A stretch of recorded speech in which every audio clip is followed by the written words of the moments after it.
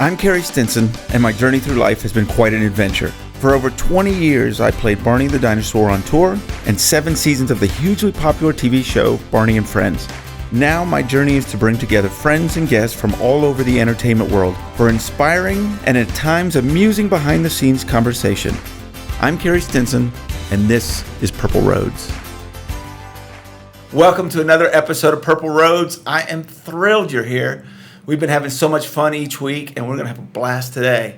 We want to thank our sponsor, Infusion HF70 Plus, for presenting and sponsoring Purple Roads. So today I have a friend here who I knew from this other show that was very close to Barney. I have an actor, Larry Brantley, who played this voice that you probably know, which was Wishbone. Hey, buddy. Oh, it's so good to see you, It's Larry. good to How see are you too. I'm great, man. This is fantastic. I'm very happy to be here. Thanks for inviting me. Oh my God, it's a thrill. It's been a while. I mean, I don't want to say how many years, but it's been a little bit. I was trying to do the math, and in dog years we'd both be dead. So I'm not going to say what that was. But it has been a long time since our paths crossed. Yeah, I know. I'm very happy for this happy circumstance. Well, thank you. Well, I've got so many questions and so many things I want to talk about. All right. We kind of had this parallel, with us both being here in Texas. So Wishbone was shot in Allen, right? Correct. So we began principal photography on our television show in summer of 1994. Okay.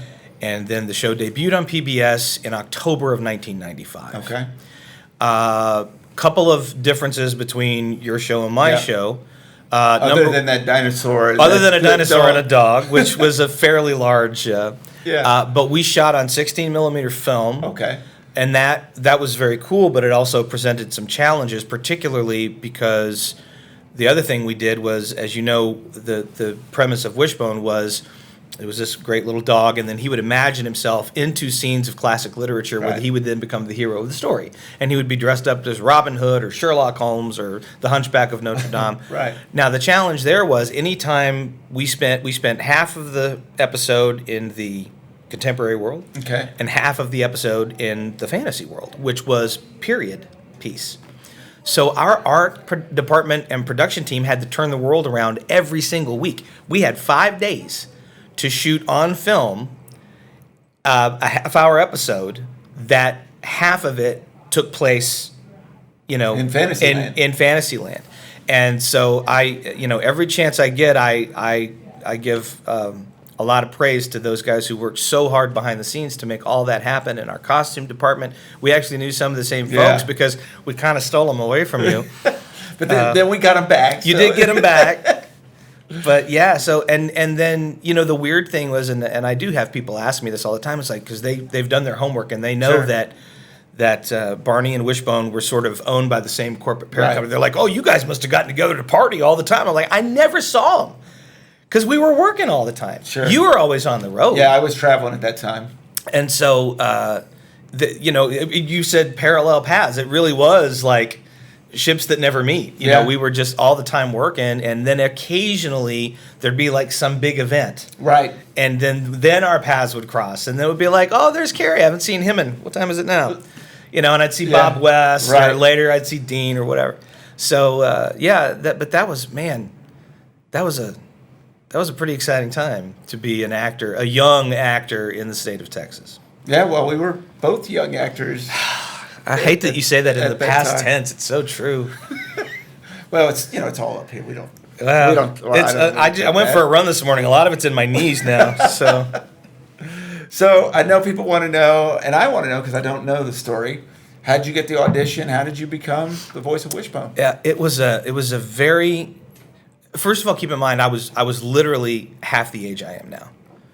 So I was very young, very extremely young. Inexperienced, and I had my first agent for maybe 6 months. Okay. And she goes, I'm sending you on a voice audition. I went, great, what is that? I'd never been on a voice audition. So she said, well, you're going to go into a recording studio and you're going to read this copy that they give you. Right. And you're going to do the voice of a character. Okay. And we won't see you, but you'll be the voice of the character. And I thought, okay. Now I get to, and it was actually the old Color Dynamics building. That was because David Booth used to run the sound there. And so I walk in, first time I've ever met David. I'm expecting there to be somebody there to give me some direction. There wasn't. There was nobody there. It was David. Right. He handed me the copy. He said, go into that room, stand behind that microphone, and read the copy. And I'm an actor. I've got all these questions like, what's my motivation, David? Sure. What's, and then I had this, for me, it was kind of a moment of panic. Because that would have been in 93 when I did the audition. And the biggest program on the planet was the one you were on. Right. And I had this brief moment of panic where I thought, if I get this, am I going to have to dress up in a big old dog suit? Because for the right amount of money, I'll do it. I'll do it. So I read the copy with no context whatsoever. I had no idea if it was going to be an animated show or I was going to dress up or whatever. Sure. Well, that was enough to get me to a callback, which is a second audition for those of you who don't know what that means. And instead of this time going back to the recording studio, we went to a house. And, auditions usually don't go well when the story begins with, and then I drove up to a house. Right. But it was in the M Streets. It was a really nice neighborhood. And so we walk in. And M Streets, for you don't know, that's here in Dallas. Yeah, it's a very nice old neighborhood. It's not a place where you would roll up and go, I don't know about this place. But it was very nice. So I walk in, and there's a little sitting room in the front, and there are about 4 or 5 other voice actors there who I know. Okay. And so we're all sort of in this holding area, and it became immediately clear to me that this was not at all what I thought it was going to be, because at that moment, I saw a little Jack Russel Terrier walk past. And I'm like, oh, it's a live dog. And my first thought was, well, at least I don't have to dress up in a dog costume. So the audition process was not at all like it was the first time. So the gentleman who was in front of me, he went into the living room. I had a callback. Typically, there are more people there. So wonderful gentleman named Rick Duffield, who was the executive producer and creator of the show, Betty Buckley, our line producer, Burt Guthrie, our cinematographer, and Stephanie Simpson, who was our head writer.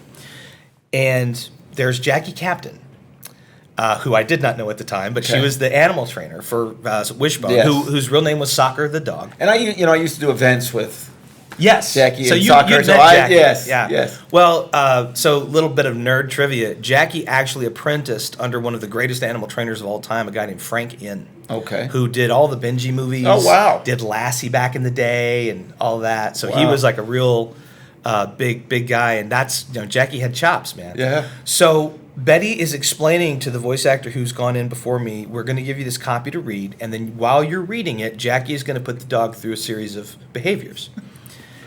And as green as I was, I thought, that's not going to work. That's not going to go well at all. And it didn't. Now, keep in mind, the guy in front of me was a seasoned voice actor. This guy had chops. He knows his stuff. But none of us had ever been in a position like this before. Right. So it's very awkward because he's trying to read and come up with a character voice while Jackie is talking over him, giving commands to the dog. Sure. And Jackie, if Soccer wasn't cooperating, could be pretty loud. And she would just drive over what he was trying to do in his performance, and I thought, this is going to be terrible. So you heard his before you. So I got a chance to see how this train wreck is going to go down. Okay. And I'm just, okay, just do it, just do it. So he walks out with that deer in the headlights look, and I thought, here we go. So I walk in, and there's no microphone. And Betty is standing next to a boombox, and she goes, well, this is how we're going to record your audition. I'm like, I guess we're going OG. Okay, cool. You want to put it up on your shoulder? So right at that moment, she hands me the copy, and I think, okay, this is going to be terrible. Right at that moment, Jackie said, guys, Soccer's been working really hard. He needs a break. So there's a brief pause, and what I think is going to happen is that she's got to take him outside and take care of some business. Yeah. But what happened was she reached into a pouch on her belt, and she pulled out a tennis ball. And when she pulled out the tennis ball, the dog lost his mind. Like, as insane as any toddler could get about anything, he was like, it's a ball! Like he'd never seen a ball before. Like, where have you been all my life? Oh! And she threw it to him, and he just went crazy. And so he's chasing it around. He's literally throwing it up in the air. And at that moment, I thought, I got nothing to lose. So I tossed the copy And I just started ad-libbing what I thought must be going through the dog's head at that moment. Okay. And I'll never be able to recreate it, but it was very high energy. It was all of that. And this went on for maybe 2 minutes. I vaguely remember there being some laughter in the room. Uh-huh. And then finally Jackie swooped down and she picked up the ball and put it back in her pouch. And so I kind of stopped and the room got quiet. And I looked over at Betty and I said, okay, is he ready to go now? Should we do the audition? And she goes, oh, no, we did the audition. And I was like, oh, no. She goes, no, we recorded the whole thing. And I was like, oh, no. And I just thought I had completely boned myself out of a job. And, they shook your hand and thank you very much. Yeah. And I walked out and I thought, well, okay, that could have gone better. And then what happened after that was several months went by and I hadn't heard anything. Nothing. And I had learned, okay, you got to let it go. Right. You got to let it go. And then people that were friends of mine in the industry started calling me and congratulating me. Like, hey, man, congratulations. I hear Wishbone got picked up. That's awesome. Can't wait to, And so my friend Bobby Trevino had called, and Bobby does special effects. All right. He was already signed to work on the show, and one or two other people who were crew guys that I met from doing commercials and whatever. Sure. Well, but nobody had called me to tell me I had the job. So finally, my agent called, and she said, well, it's between you and one other guy. They want to meet with you. I said, okay. So I went in, and that was even worse. Because now it's like, we want you to sit at the end of this long conference table that's full of people and tell us why we should let you live.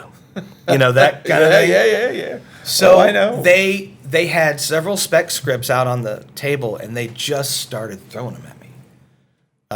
Henry IV Part 1. No, Romeo and Juliet from Shakespeare. Hound of the Baskervilles. And it was like rapid fire. How quickly can you find the dog in a character situation? And it was awful. So I left that meeting and I called my agent and I said, listen, I have to get out of town for a few days. This is very stressful. So my uncle had a cabin in the Smoky Mountains. Okay. And I said, I'm going up. I'm going to drive myself up to the Smokies. Don't call me unless it's good news. I gave her the number. And I drove all night to get up to the cabin. I got up there and about 2 days in, finally relaxed. I can hear the birds chirping. I'm having my coffee. The phone rings. It's my agent. She's like, it's you. They want you. And so then we talked for an hour about what that entailed. And I was 24. Okay. Had never worked in television before. And I'm like, wait a minute. I just agreed to work 6 days a week, 14 hours a day for a year? That's what I signed up for? Oh, okay. So we talked about, obviously it was PBS. It wasn't like network money. Sure. But to a poor boy from East Texas, it was great. Right. And so we talked about all of that stuff, all the contractual obligations and this and that and the other thing for about an hour. And then she goes, baby, I'm so proud of you. I want you to finish your vacation, come home and go to work. And I said, thank you. And I heard her hang up. And then I heard another voice on the line go, they gonna pay you to be on a TV show? And that was when I realized that my uncle, because he was so far up in the boondocks, he had a party line. So it was a phone line that was shared with 5 other families on the mountain. So every time the phone rang, everybody picked up. And most of the time, it's like, oh, it's not for me. I'll just hang up. Well, this guy stayed on the phone for an hour listening to all of the details about what I was going to do. So he had all these questions. So I spent another 20 minutes on the phone going, well, no, it's, yes, it is a television show, but you're not actually going to see me on the television show. I'll be doing a dog. And he goes, well, dogs don't talk. I'm like, I know dogs don't talk, but it is television. You should watch some television, and you'll understand that you have to sort of suspend your disbelief. But that was how it all got started for me. And then I came back. That was July of '94. Came back, and we started, I think, 1st of August, 1994, and never looked back for an entire year. We had 52 weeks to shoot 40 episodes of a film television show. It was a lot. See, this is all the stuff that's so fascinating because I have some of the same stories because this was done in Texas. Mm-hmm. They hadn't done a lot of this. So the auditions weren't ordinary. No, our television shows were petri dishes for how do we do this? How do we make television? Yeah. I mean, it was the same thing for me. Yeah. Next thing I'd never done any of this stuff, and you're auditioning, and Next thing you know, you're on TV and you're touring and you're doing all these things. Yeah.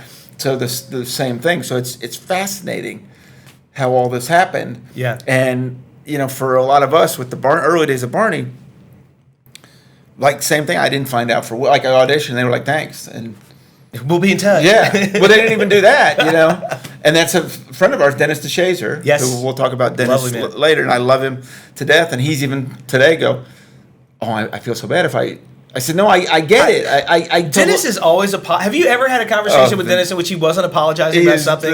I hope you're watching this, Dennis. And please don't call me now and say, I'm sorry that I'm apologizing all the time. We love Dennis, and I want to talk about that later because you worked on one of his projects. But it is fascinating that we had to jump through a lot of hoops, not because they were making it tough on us, but they were figuring out, how do we make a dog? Yeah, so tell me if this was the experience that you had on Barney. Because I talked to you a little bit. I talked to Bob quite a bit back in the day. But it seemed to me that on both of our shows, which we were shooting concurrently, that a lot of times it was an exercise in learning what not to do. Right? Oh, sure. So it was like, well, see, it's like we would always say on set, we'll file that under seemed like a good idea at the time. Not doing that anymore. Now we've learned. Now we move on. So you were always making these adjustments all the time. Oh, yeah. Until you finally got to a place where you're like, okay, wait a minute. I think we might actually have this figured out. There's going to be a catastrophe somewhere down the line. Absolutely. But it was such a cool opportunity to be able to do that at home. Yeah. Because I've known many actors who had to travel long distances for long periods of time to work on television shows, and it's just not the same if you can't go home every night. Yeah. And it was really cool for all of us on both of our shows to be learning all this stuff at the same time. And we just feel like we kind of grew up becoming TV people in our own backyard, which was great. Yeah. I'm fascinated by the 40 episodes because that's a lot. We had no idea we were getting into. We said yes to anything they threw at us. 40 episodes in 52 weeks, no problem. On film, turn the world around every week. Sure. Well, you just do it. We'll do that. So I got to tell you, man, because we had over on our crew, we had well over 175 people. You'd have to. Yeah, and so and those people didn't get any sleep. Every single department worked their butts off all the time. And it was just amazing, man. You'd walk through. Of course, our backlot was right behind you guys at Color Dynamics back in the old days. Yeah. And so you'd drive into work and you'd walk down the road, and you're in Victorian London, and then next week you're at a French castle. Right. And I'm like, that was not there a week ago. There's a castle there, you guys. Can everyone see the castle, or is it just me? And it was just amazing the work that they did. But again, you just got tireless, creative people who really believe in what they're doing. Well, Barney was the same. Yeah. Everyone believes so much in what you're doing, and you can make those things happen if you have a cast and a crew that believe 100%. So I know people want to know, we were talking about this a little bit earlier, and that, in fact, the producers were fascinated by hearing this. So 5 dogs, actually. Yes. Soccer was... He was the principal. The principal. So every photo shoot, every live appearance, most of the close-up stuff, that was Soccer the dog. And he had a very charactered look. I think after the first few episodes, Jackie actually started taking vegetable dye and putting the little paw print, because he had naturally had some brown coloring on this white ear, and she was like, if I do just a little bit of that and a little bit of that, that's a paw print. What is that? Does that work for you guys? And all the marketing people went, oh my God, it's awesome. Yes. But then we also he had 4 stunt doubles. Okay. He had Slugger, Shiner, Phoebe, and Bear. And they were all Jack Russell Terriers. Okay. And they each had particular talents. And so, for example, Phoebe, you could do anything to Phoebe. She didn't care. She was the most laid back. For a Jack Russell Terrier to be laid back, that's not usually something you say in the same sentence. Sure. But she was just very easygoing. So, for example, anytime we had to, Wishbone had to fly, which he did have to do in a few episodes, we'd truss Phoebe up and just whirl her around. And she's like, this is great. She didn't care. And then Slugger was our agility dog. Okay. So Slugger was, like sprints, like, the script said Wishbone bounds through the alley. Yeah. That would be, and jumps over a wheelbarrow or whatever. That would be Slugger. Shiner was, his nickname on set, at least for some of us, was Dopey because he was just so easy going. You could do anything to him too, but he didn't care if he got muddy or sticky or wet. So, and there was quite a lot of that in some of the episodes. So he was our, what do we call him? Our nature dog. He was our nature dog. And then we actually had an understudy for soccer, and his name was Bear. Jackie. You'd have to. Yes. Because I think when we started in 94, soccer was already 7, maybe 8. Okay. So he wasn't old by any stretch of the imagination, but he was definitely distinguished. Sure. And so Jackie had been, ever since we'd started the show, she'd been casting a wide net looking for a Jack Russell that was close approximation to soccer. She found Bear. I can't remember where she found him. It might have been somewhere in California, but I remember when he showed up on set, production just stopped because it's a puppy. Yeah, it's a puppy. Sure. Right. And and everybody was just like, "Oh!" And Jackie's like, "Please get away from the puppy. We all have a job to do. Just do your job." So he was our understudy, and she was in the process of training him. And he actually featured a little bit in the second season. Okay. Yeah. So. Because what we haven't mentioned yet is that you also had children. Yes. Which, of course, we talked about with Barney. You've got laws when they can be on set, when they have to leave set. So you're dealing with that, and then you're dealing with animals. So, as you well know, at the start of every workday, the clock is ticking. Yep. And there's usually someone on set, usually someone called an AD or an assistant director that is watching the minutes. Yep. Because, we've got these crazy things called child labor laws. Yes. And I don't know if they were any different. I never, fortunately we had very smart people, as I'm sure you did, take care of all that. But your demographic and the kids that were on your show were younger than the kids on my show. Yes. And as I said a little earlier, that's a different kind of cat herding. Right.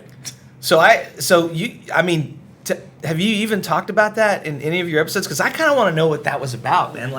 Did you have wranglers on the set? We did. So we had a child wrangler on the set. Okay. Just one? Just one. That must have been a hard job. You had a teacher and a child wrangler. But the teacher was with the kids that were going to be on the next week's show. Okay. Or were on the show before. Yeah. Some of our kids were quite young. Yeah. So we knew as the performers, we couldn't miss. It was a bad. If I messed up, I had to nail it every time because the last thing you wanted is a perfect take from the kids, and one of the dinos messed it up.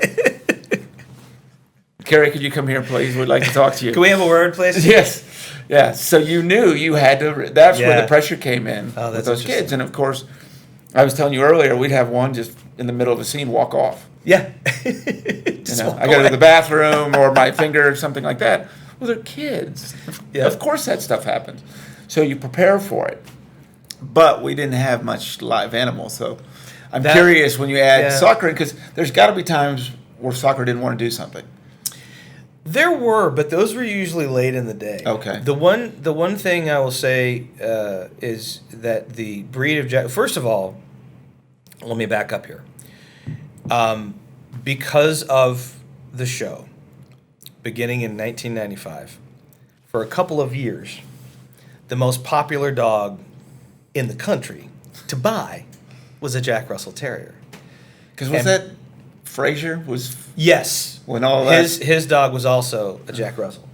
And this drove Jackie Captain crazy because when we went out in support of the show, we do radio or television interviews, we do live appearances.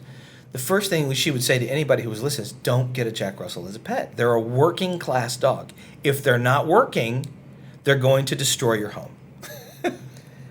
And I will give you a classic example of this. We've talked about being on the road and traveling and all that. Absolutely. The fact that the dog always flew first class. Yeah, we were always in the back. Meanwhile, back in steerage, Carrie and Larry are like, I hope this thing doesn't go down. Yeah. How you doing, soccer? What's going on? No, they would close that curtain. Please don't talk to the dog. Yeah, Mr. Stinson. This is a story about us being on the road. Okay. We were in Washington, D.C. This would have been in 96, I think.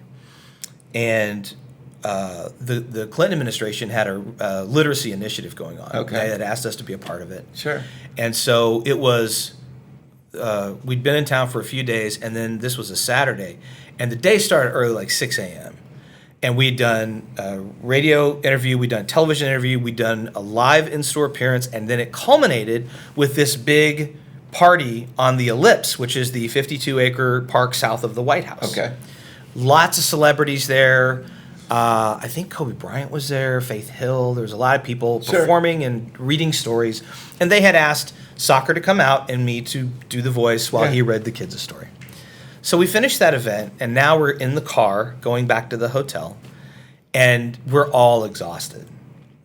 And Jackie Captain is one of the hardest working people I've ever met in my life. And she's very focused. And it was really hard for her sometimes out on the road. She never really got to loosen up and have fun. So I would always say, Jackie, just come down to the bar in the hotel and have a drink with us. Just have a drink. Oh, I can't. Well, I finally got her this time. I said, Jackie, just one drink, 15 minutes, just so you can relax a little bit. I want you to have some fun on this trip. She goes, you know what? I'm going to do it. So we got back to the hotel. We all went up to our rooms. We agreed to meet down in the lobby bar. Jackie's last. She gets down. She orders a drink. And I finally see this hardworking woman start to relax. And I'm like, awesome. Right. 5 minutes later, this gentleman in a suit comes walking through the bar. Jackie Captain? Looking for Jackie Captain? She raises her hand. She goes, I need you to come with me. We've been getting noise complaints from your room. And so our special events person turns white as a sheet. Do you know who it was? Jackie. Yeah. Your special events person? It was Kathy Schumacher. Okay. Yeah. I know Kathy very well. Yes, and I love you. And I love you too. So Jackie jumps up out of her chair, doesn't even drop her drink. She's like, let's go. And I had nothing to do with this, but I got to see what's going on. Right. So I'm trailing behind this motley crew of people. We get up to the hotel room. She keys open the door, and Wishbone has basically rock starred the hotel room. Like he pulled a Joe Walsh in that hotel room. Your audience is old enough to know who Joe Walsh was, but just in case you don't, he was in the Eagles, and he was famous for trashing his hotel rooms. So the bed linens are off the bed and kind of chewed up. This nice chair missing a corner. There's this black ticking underneath the bed that kind of holds the box spring together. All that's yanked out. And I nearly hurt myself internally trying not to laugh. I'm no help at all in this situation. I'm just like, I'm going to go back downstairs. So I beat it. And I'll never know how she did it. But Kathy managed to get us not kicked out of the hotel. That poor woman had to deal with so much, because I was a huge pain. I was young and stupid, and I honestly, part of my job was when we would do these live appearances would be to work the crowd, because they're all waiting in line to get a picture with the dog who's inside the store. There's these long lines, and so they were like, well, just work the crowd, be yourself and whatever. And I don't like crowds. That's very hard for me. But that was, I was like, see, this is why you shouldn't ride up in first class all the time. This is what first class and free booze for a dog does for you, man. It's just terrible. Oh my gosh. I did not know that story. Yeah. Sucker was well behaved when He was traveled. A perfect gentleman when he was working. Well, here's what had happened. I didn't tell you exactly and that set is a controlled environment. Yeah. So what had happened was she usually always crated him. And I guess he was so blown out from the day's events that as soon as she got into the room, he jumped up on the bed and immediately went to sleep. I mean, just boom. And she thought, he'll be fine for 5 minutes. He wasn't. He got up and he's like, I'm about to do my impression of Keith Moon or Mick Jagger. Watch this. Boom. Oh, my God. Just blew it up.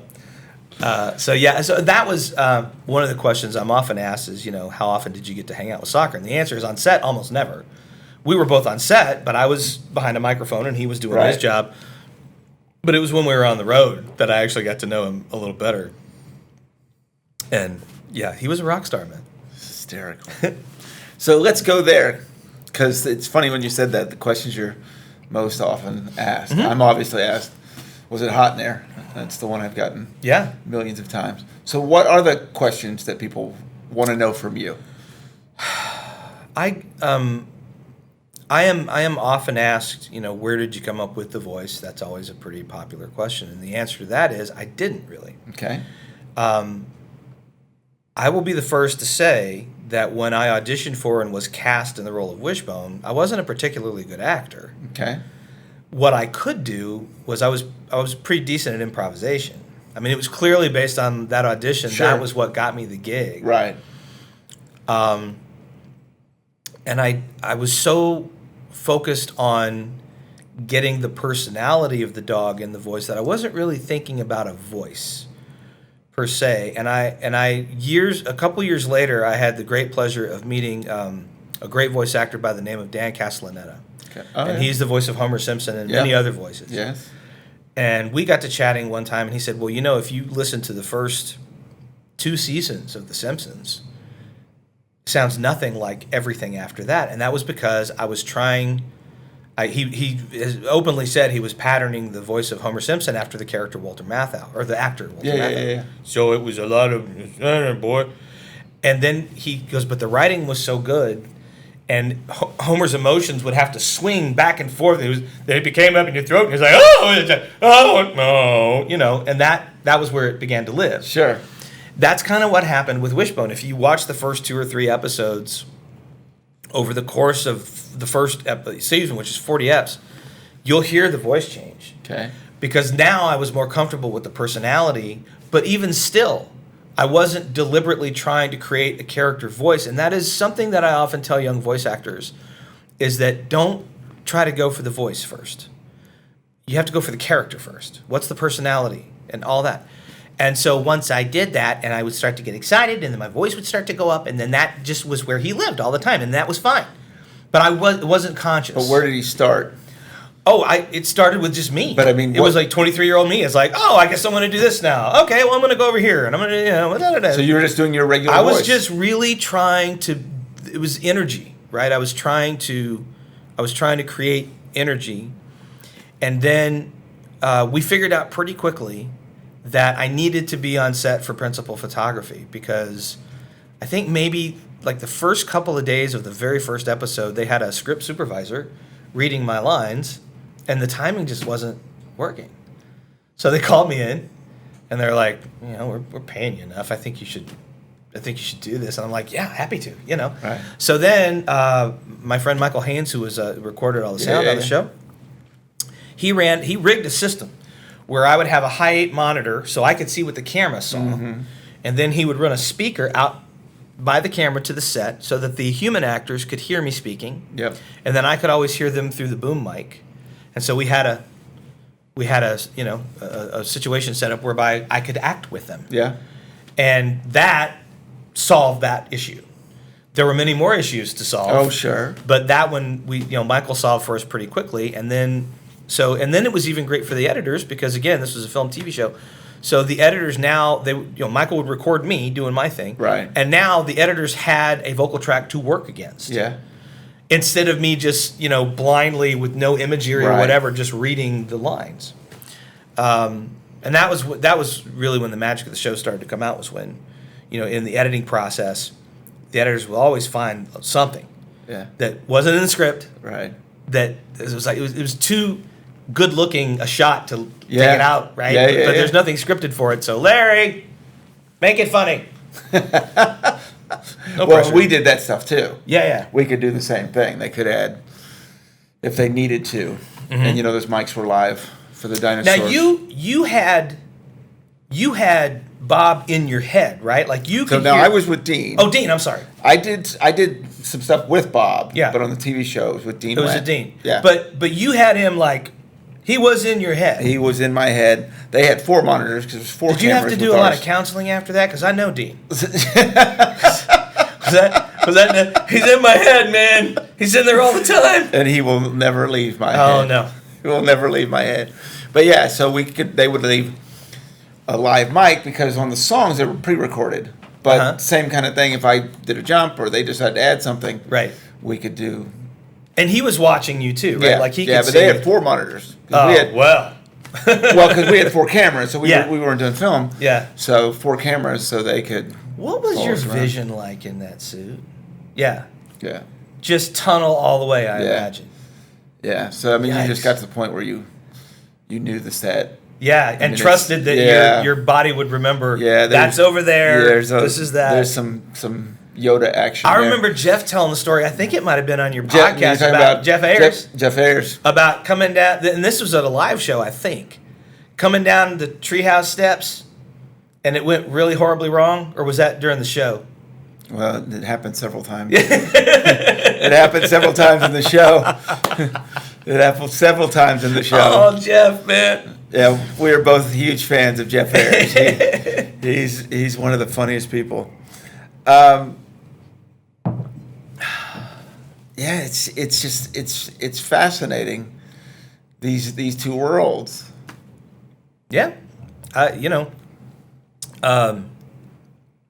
it was interesting to think that that's how my career started, because very few young people get that chance. No, I know. And I don't think at the time any of us had a real good sense of the legacies that these shows were going to leave, right? No question. That 20, like, this is a true story, not making this up, Purple Roads fans. Last week, I got a fan letter.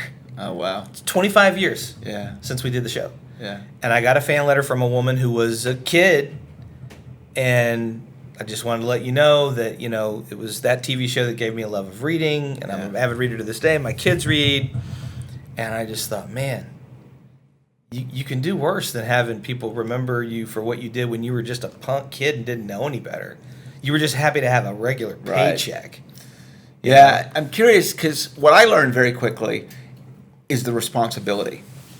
Right? When I was getting into this, I wanted a job. So, when they asked me to get in a cup, sure, I'll do that. Can you dance? Sure, I can dance. You can do all those things. I will do anything. And then when Barney got out and met the fans, and I realized this is their best friend. This is their friend. They trust him. He's real. So Carrie had to disappear, and all of a sudden, there was a responsibility to it. And honestly, I think you had the greater burden to bear because I didn't have that. Keep in mind that, we were doing our show, we were both doing our shows in what I called the ET generation. So there was the entertainment shows like Entertainment Tonight and Access Hollywood. So, people were always and early on fascinated with behind the scenes. Yeah. Now, preschool audience, not so much. Barney's Barney. Right. There's no person inside Barney. That's Barney. No question. But our demographic for Wishbone, which turned out to be much larger than we initially thought, and we didn't learn this until we went out into the road. What age was it? Well, I think originally 9 to 13. Okay. We were trying to hit kids right at the point where they're going to start reading real books and real stories, and we wanted to introduce them to classic literature in a way that wasn't so intimidating, right? But what we found out pretty quickly was there were college kids watching the show. Yeah. I used to regularly get letters from a retirement community in Springfield, Vermont. True story. And so the reach was, we weren't expecting it, right? But I didn't have that responsibility because there was no pressure, right? It was the dog and the guy who did the voice of the dog. So everyone kind of understood that. They all were happy to peek behind the curtain and go, oh, it's that guy. So all I had to do was basically not embarrass myself on the road. I wish I could say I did that every time, but no. So it was a different kind of responsibility. I didn't have to be in character. I of course I would do the voice when people asked me to do the voice, and I would take pictures with people and sign and whatever. Yeah. But it wasn't that kind of magic that had to be maintained, right? Because they understood. Because that's their friend Barney. Yeah. And you don't you don't Penn and Teller that. Right. You know, you keep the illusion, and that's what made it so great. Yeah, it's interesting. All right, so we have lots of mutual friends that worked on both shows. Yeah. So I'm just going to throw out some names. Okay. We're going to start with my good friend, and I know yours too, Randy Dalton. Randy, we called him the Money Man. Yeah. Randy was that behind-the-scenes guy that every week he would go, "You want how much money for a what now? Are you going to use it? This is going to be in the show." All right, we'll figure it out. You know, it's just like we drove him crazy. It's like, oh, hey, man, what's the possibility that we could get 200 extras on horseback riding through for the battle scene for Joan of Arc? Can we get that? That shouldn't be a problem, right? You can just write a check, right? So, yeah. Yeah, but I know Randy from that, too. Mr. Stinson, can I talk to you for a second? Mr. Went, can I... I never got called to Randy's office. You really must have done something if you got called to Randy's office, because now I got called to Rick Duffield's office plenty of times. Well, there was things, you're gonna laugh at me. So Barney was, I was just pretty intense with that. I had a time where I fell several times, as we're talking about. Mm-hmm. I had to get a root canal one time. Oh. And I would go to him and talk my way into... You know, I know we don't do the concussion stuff now, but back in that day, and I would, because the producers and directors would be like, I need to see a doctor's note, or this and that, and I actually was in several times that maybe wasn't the best idea, but I would go to Randy, and I'd say, Randy, I want, Randy, can you, yeah, Randy. He was on my side. He was a great advocate. Yes. But I also have to give Randy kudos, because he basically looked at this ridiculous boy from Texas and went, I'm going to put some culture into you. This is wine. You don't drink it out of a can. This is a nice restaurant. You wear a collar on your shirt, you know, stuff like that. And thank you, Randy. Love you, buddy. Karen Gatewood. Oh, man, Karen. So on our show, Karen had arguably the hardest job, because she was the extras coordinator. Uh-huh. So literally, when I made that crack about 200 people running through on horseback, before Karis Turpin, our visual effects shooter, could step in and go, hey, I only need about 25 people for that, because we're going to put them in a grid and then we're just going to move them around and it'll be all the magic of the camera. Yeah. You know, whoever was directing that episode, it was usually somebody like Fred Holmes. Yeah, which we will talk about. Would be like, Karen, I need like 200 people on horseback, and I need them to ride through. Now, that's the only time we're ever going to see them. But I just need them for that. It maybe, 5 seconds. But I need 200 of them. All horses. All on horses with spears and, armor, and just going to ride through. So, all right, I need them like tomorrow morning. And somehow she would make it happen. So, yeah. So let's go there with Fred Holmes. Fred Holmes, great director. Yes. World traveler. Yes. And I always said that I was pretty sure that H. Ross Perot had an illegitimate son, and it was Fred Holmes. Because if you put them in interviews side by side, they sounded and acted exactly the same. And Fred was, he just Fred. He's like, yep. My favorite thing that Fred used to say after he'd already shot you 30 times on one take would be like, well, let's shoot one more just because we came all this way. Used to drive Jackie up the wall too. Because, he could make you dance like a monkey 30 times. After 10 times, the dog was like, you know what? You're not the boss of me. No. I have so many great Fred Holmes stories, but we went to Universal Studios and shot a video called Barney the Land of Make Believe. Mm-hmm. And in each day of shooting, we had one part of the park. Okay. That we had to shoot that, we didn't get the next day. So it had to happen on that day, whatever it may be. And so there was this part where we had this magician, and so they created this whole lair and all this. And we were dancing and going and going and going and going, and just wore us down. And this was with Jeff Ayers Yeah. And Kyle Nelson is playing BJ at the time. And we had to get one more shot of the three dinosaurs going across this bridge. And so Fred was going to get it from back here of us going the bridge. And we're done. I mean, physically, we're done. Yeah. There are noises coming out of it's done. And Shauna Mass was there. Yeah. Going, I mean, I'll try. I don't know what they're going to do. And so we made it across once. And you hear Fred, well, I need to get another one. Yeah. He was and you see Jeff Ayers just they're just like toddling about. Nope, you've just lost Baby Bob. Nope. It's done. Fred's like, what do you mean? Well, what I mean, Fred, is he walked away.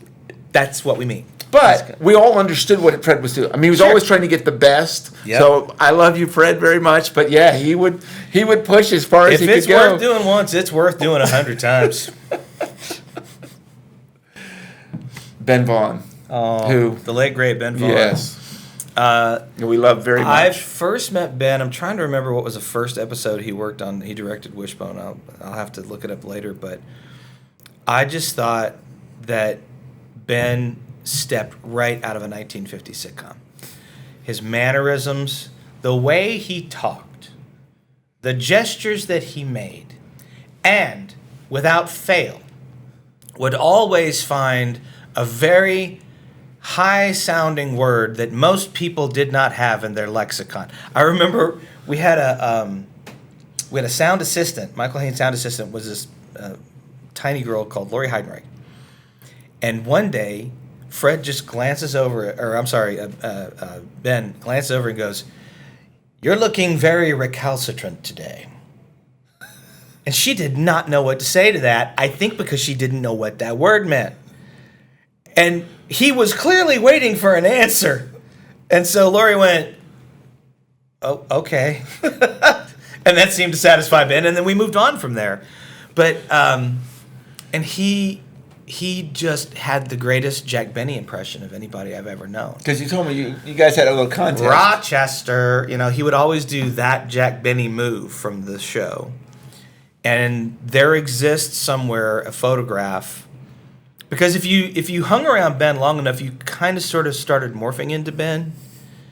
And we're sitting in director's chairs, and Ben's natural state was this. And I'm sitting there doing the exact same thing, completely unconsciously. And Carol Kaleson, our PR stills, just stepped in and snapped a picture. And then that one was, everybody was talking about that one. But Ben always had good ideas about how a scene should go. And he usually would come at you, at first you'd be like, that seems contraindicated. But then you do it a couple of times and be like, oh, I remember, what scene was it? I'll never remember the episode, but he left the set to walk back to my booth, which was located outside of the set. We had stage A and stage B, and then I sort of existed in a little booth in between. And he walks out, and he leans into my microphone with me in the booth, and he goes, "Michael, turn off the microphone." And he goes, "I need you to act this scene." Because it was a semi-serious scene. It was in the fantasy world. Okay. And I'm like, "I'm doing it." He goes, "No, you're still trying to get the laugh. This is a serious scene. I want you to act the scene. Don't be afraid to act the scene. What's actually happening? Have you read the book?" I'm like, "Yeah, I read the book." "So this is a character moment for you. This is what they pay you for." And I was like, "Okay." So I walked back out, or he walked back out, and action. We did the scene, cut, and he just leaned up into the boom and goes, "Exactly." And I was like, wow, okay. So I can actually be an actor on this show and not just be a goofy dog voice. So that's my best Ben story. I love it because Ben and Fred both pushed me to be better and all that. Even they were to get you to think about a purple dinosaur. Yeah, but they were never going to be satisfied with just letting you clown around. No. Yeah. No. That's what I love, and it's really funny. Texans, both of them. Yes. You know what I mean? Yep. So. Well, we talk about Texas a lot on this show. Yeah. I'm a proud Texan, and I love what we've done with Barney and Wishbone. I still believe those shows needed to be done in Texas. Oh, for sure, man. It's so funny now because even now, 25, 30 years later, it still feels like a small market where everybody, right? Yeah. I was on a shoot last week, and half the crew were people that I came up with. And now there's all these young faces who watched our shows when they were little, and you're just like, oh, wow, I guess, next generation, that kind of thing. They're taking over. But we're still trying, man. We're still making TV and movies and stuff in Texas. So you hear that, Hollywood? Another one that we know, we talked a little bit about it, but Dennis DeShazer. Oh, Dennis. And you worked on one of his shows, Boz. Yeah, so I learned in the last week that you're like the godfather around here because Jeff Ayers, who we just talked about. So for those of you who don't know, Jeff was the actor inside Baby Bop. And he's been on your show. Yes, he was in episode 1 of Purple Rose. So Jeff, after a period of time that I couldn't even tell you how long it's been, reached out to me, messaged me, and he goes, hey, man, do you know about Stinson's podcast? And I'm like, no. He goes, well, you totally need to be on it. Go look at it. So I did. And, of course, Jeff, look at my episode. Of course he did. So I looked at it, and I'm like, well, hey, man, reach out to Stinson. Let's get together. Let's do this. Let's make it happen. And so you got in touch, and we set this craziness up. But yesterday, so we're taping this on a Tuesday. That's right. Yesterday afternoon, early evening, Dennis DeShazer calls me out of the blue. I haven't talked to Dennis probably since, I don't know, let's see, 2005? Is that when you all did? We did a show called Boz the Bear. Yep. And so he's like, hey, it's been a long time. I'm like, it has been a long time. And then he got right to the point. He was like, I was talking to Stinson about you. And I'm like, oh my gosh, is everybody talking to Stinson about me? What's going on? But yeah, so we come looking for you. Yeah, well, I'm easy to find. So you knew, obviously, Dennis from Barney. He's the one that I auditioned for. Yeah, and then with Cheryl and Kathy. And then I just sort of knew Dennis at that time peripherally. So anytime Lyric would get together the Lions kids and the Big Feet's kids for an event or whatever, that's when our paths would all sort of cross. Right. And I will tell you this story, and Dennis may deny it, but it's true. All right. So I had auditioned to do the voice of Boz the Bear. So Boz was a animated series that was straight to DVD, very much in the vein of preschool. And Boz lived in a treehouse, and his two best friends were Drew and Gracie, and there were songs every episode. I mean, you know the formula. Yeah. And so I had done my audition, and it was one of those rare times where... Now, so let me back up just a little bit and talk... I'm going to talk technical for a minute. So when we did Wishbone, we did voiceover work exactly in reverse. And what I mean by that is, typically in an animated series, the first thing that gets done are the voice actors' performances. And they'll have storyboards. Right. They'll have action cues. The director will walk them through. I need you to scream from here to here. I need, whatever. But we didn't have that luxury in Wishbone. Yeah. I would talk on set for the benefit of the other actors, but we couldn't use any of that. Right. Because Jackie was talking, she was, cueing the dog or whatever. So I would have to go back and re-record a clean episode. Yeah. Now I'm doing an animated show with Dennis. Right. Now we're doing our stuff first. So it was me and Allison Vitkarin and Holly and Jim Ferranda and Cheryl Amater. I know Cheryl. I think we were the principals. I know Cheryl. And it was really a different experience for me. But to get back to what I was talking about, I'd done my audition. I hadn't heard anything. Now I'm a jaded actor. I'm like, well, you do it and you walk away. If it's meant to happen, it'll happen. I got a call from Tim Sissel. Now, Tim was the guy who I'd known for years because we'd worked together on Wishbone. He'd done the music. He'd composed all the music for Wishbone.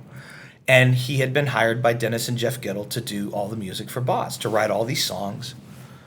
And he goes, hey, man, because that's how Tim talks. He goes, hey, I got to tell you, this job's yours to lose, man. But you're going to have to I'm like, what do I have to? He goes, well, I think Dennis and Jeff have an idea that you're kind of hard to work with. And I'm like, oh crap. Okay, let's see. How do I? He goes, come over to my house. We're going to talk about it.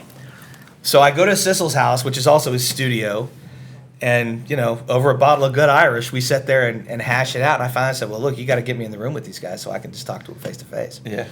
And first thing I had said was, I will admit, I'm much more laid back now than I was in my early 20s when I didn't know anything. But I would challenge anybody who said I was difficult to work with. What I am is passionate. And yes, sometimes I'm a jackass, but we all are. Right. So I said, if you give me a chance, you will see that I can be just as passionate about anything. And so I think what they did was they crossed their fingers and like, let's make him the guy. So we had our first recording set. Now what we did, we recorded all the lines for Boz as an ensemble, which is also something you don't normally do in animation. So we'd all get together at Real Effects and we'd do that. But then to do the songs, I would go back to Tim's house and up into his studio. So it would be me and Tim and Jeff and Dennis. Yeah. Just the four of us. Jeff, yeah. And I know for a fact that we Tim Sissel and I, because we're both Irish and we're both very passionate. Yeah. And we both like music. Like we love, that's his whole job and it's a big passion of mine. Yeah. So when we would disagree about a key change or this or a timing issue, we'd start just ragging on each other. And I could see Dennis start to shrink into his chair like, I don't want this conflict right now. And poor Jeff Giddle would just be like, what's going on? What's happening right now? And I at one point, I looked at Tim and I was like, I think we're making them nervous. And Tim's like, oh, no, we do this all the time. No, here's how it's going to go down. We're going to fight verbally. We're going to go outside and punch each other, hug it out, and then we're going to come back and finish the song. So that's how it's going. So bless Dennis DeShazer's heart because he was so very patient with us. And, he's one of those guys that you can't not love him. He's because he's just got this passion, this drive, and he loves kids, and he created this, he co-created this legacy property that still people talk about today. You're doing a podcast. So, that's what you can say about a guy like that is, keep doing what you're doing. Go ahead. Well, I called him up before I did this podcast because I highly respect him. Yeah. He's an amazing man. He's a sweet, sweet man. He is. What are you doing these days? Still behind a microphone, obviously. I find that as I get older, I really like the solitude of writing. So a few years ago, I started a blog where I was just basically dumping my purse out onto the internet, like you do. But that actually turned into a memoir. So I wrote a memoir. Okay. This past year, a good friend of mine who's a producer in San Antonio, we had started talking. We had a lot in common in that we both lost our fathers very early. And so I said, well, tell me your story, because she knew mine. And at the end of her telling me the story, I'm like, you know what? That would make a great film. And then she challenged me to write it. I'd never written a screenplay in my life. Wow. So I did. And we're currently trying to make that into a little independent feature film a year later. I really like the creative solitude of writing. Now, I also love music. And I have a little band here locally. We're just acoustic, but we like to do harmony stuff. So it's old. I've heard some American roots and porch music and bluegrass and that kind of thing. We love singing together. We've done that now for over 10 years. Oh wow! Yeah, I mean it's just a thing I like to do, and that is one place. Play down local. We play Allen, Frisco, McKinney, Plano. Oh, okay. Yeah, so all of my friends who live south of 635 who think that you need a passport to get up north. Yes. You don't. You can just come up anytime you want and see us. We're here. And you're always invited. Yeah. But professionally, I still do a lot of voice work. I do these days I do a lot of anime. Oh, very cool. And I worked on a couple of big video games last year that are out and very popular right now, which is a lot of fun. So I'm still doing the monkey hustle, man, just trying to make a buck, you know. It's addicting, isn't it? I keep thinking the ship's going to come in, but I keep seeing the ship way out there in the distance. Like, no, not, oh, okay. Was it you? All right. Yeah, but don't you find, I'm trying to figure out how to say this, all these people that love what you did, that you didn't realize, there's something about it that, you know, Barney was good to me, but I'm not rich or anything of that nature. Right. But I'm the most blessed person in the world because of the experience that the children gave back to me and how much they loved it. Oh, for sure. Is it not amazing to you to have these people 25 years later it's sending amazing you letters to have and grown-ups. the response you know, there was a hashtag trending for a little while on Twitter, and I think the hashtag was #RebootWishbone. Wow. So there are a lot of people who would love to see us get back in the saddle, and who knows, it might happen. We met 5 or 6 coming up to the studio. Yeah, we did. Couldn't believe. Yeah, we did. That was very encouraging. So I try not to. I'm not a person who lives in the past a lot. I have to make myself stop and reflect quite often. And it is an amazing. So I will tell you this poignant story. We shot 50 episodes of Wishbone. That's all we ever shot, and then we shot a movie for Showtime. So that we knew halfway through making the film it was going to be our last hurrah. So this is it. We're not going to make another series. The show was extremely expensive to produce. So we began out in Santa Fe, New Mexico, shooting a Western. And then we finished with the contemporary stuff. So we're back behind Color Dynamics in Allen at the Oakdale backlot. And the last shot we ever did was a big carnival shot. So there's lots of extras and milling around and just the general chaos that goes with having that many people on the set. And finally got all that done. All the extras got released, so only the principals and the crew were left. Yeah. And it was getting on to dark. And Rick Duffield, who is not a man of many words, got up in front of us and he said, you know, this is it. This is goodbye, but I want you to remember something. People will not remember what you did on this show, but they will remember this show. They will remember, and you can remember, that you were a part of something important. Yes, we made people laugh. Yes, it was a dog. But here's this, and we were already getting this kind of feedback, which was, thank you, my kid likes to read. Yeah. And thank you for finding a way to introduce my kid to classic literature and all of that. So he said that's legacy. That's legacy. When people are still going to be talking about a show that you worked on, that most of us really started our careers on. Right. When I think about the number of people whose careers began on that show. So Jensen Ackles, who is in the very popular series Supernatural, he's a Dallas-based actor. First time I think he was ever on TV, at least in a TV series, was on our show. Mo Rocca, who is a wonderful reporter on CBS and has a podcast called Mobituaries, he began as a 25-year-old writer on our show. Amy Acker, another great actor who went out and became one of the director Joss Whedon's favorite actors. You know, a lot of people, to say nothing of the crew people that you and I know mutually, and most of them are still in the game. Yep. So, but for all of us to be able to look back every so often, not all the time, but every so often, and go, wow, that's not for nothing. That was pretty great. You know? An amazing experience, isn't it? Yeah, absolutely. I can't thank you enough for being here, Larry. Thank you, man. This was great. Really appreciate it. It's just a pleasure seeing you again. Yeah. It's just, so we are actually going to hang out. You got me on your show. Yes. But now we actually get to hang out. We right? will. Okay, fine. And we now know how to get a hold of Jeff Ayers, so obviously. Yeah. Jeff's going to have to join us. I feel certain you're going to get phone calls from Dennis DeShazer after this. Well, I'm not sure that I was as uncomfortable as Larry seems to think I was. Yeah, you were.